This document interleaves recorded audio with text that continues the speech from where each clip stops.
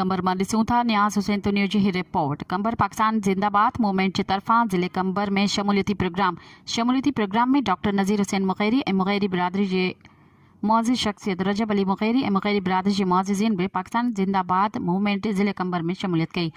कंबर पाकिस्तान जिंदाबाद मूवमेंट जे डिवीज़न लाड़कानी जे चेयरमैन अब्दुल कादिर ऐं ज़िले चेयरमैन नूरुद्दीन कुरैशी जी सरबराही हेठि प्रोग्राम थी गुज़रियो, जंहिंमें ज़िले कंबर जो जनरल सेक्रेटरी ख़ालिद हुसैन चांडियो, तालके जो चेयरमैन इनाम अली भुट्टो, यूसी चेयरमैन न्याज़ हुसैन तुनियो ऐं ॿियनि शहरनि पिणु शिरकत कई। अॻवाननि सहाफ़ियुनि सां ॻाल्हाईंदे ॿुधायो त पाकिस्तान जिंदाबाद मूवमेंट जो मक़सदु बेपहुच ऐं बेसहारा मज़लूम अवाम जे हक़नि लाइ आवाज़ उथारणु असांजी तंज़ीम जो मंशूर आहे। मज़हब परस्ती, फ़िरक़ावारियत, हस्ब नसब ऐं ज़ात परस्ती जो ख़ात्मो, इंसानियत जी अलमबरदारी करणु असांजो अवलियन फ़र्ज़ ऐं हक़ीक़ी असांजो मंशूर आहे।